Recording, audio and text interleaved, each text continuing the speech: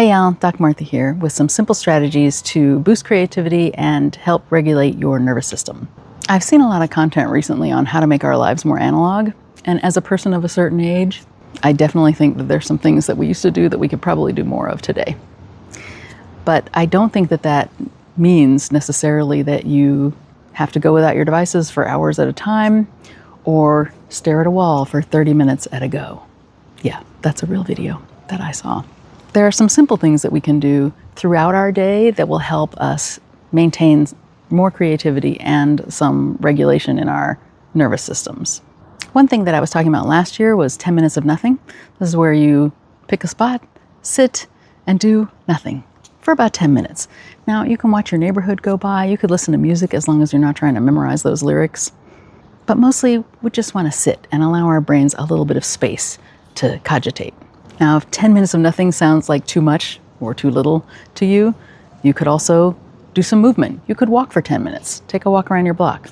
And I know there are people that want to listen to their podcasts and things like that while walking, and that's fine for listening to podcasts. But here what I'm encouraging is really, again, giving your brain some space to wander. Taking a walk around the block doesn't work for you. You could try something like coloring, drawing, Zen doodles.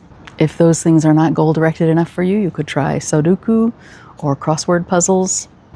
Again, I would want those to be open and relaxed, so not with a timer running in the background, not trying to beat someone else's score or your own score. If none of those things appeal to you, you could try gardening. You could garden in your yard. You can garden on your deck, in your house, in a bucket.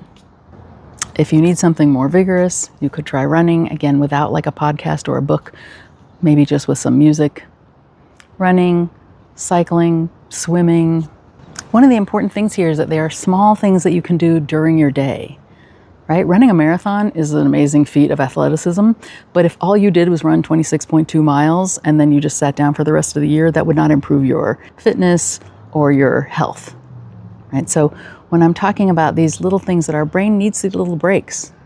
And back in the long ago, our brain had the opportunity for these little breaks because we didn't have power and electricity 24/7.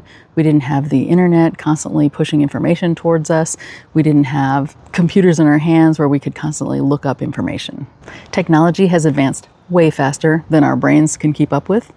And so these small strategies can help us reset in our brain and help our nervous systems have the time and space that we need to regulate. Let me know in the comments which one of these you're going to try this week. Take care, y'all.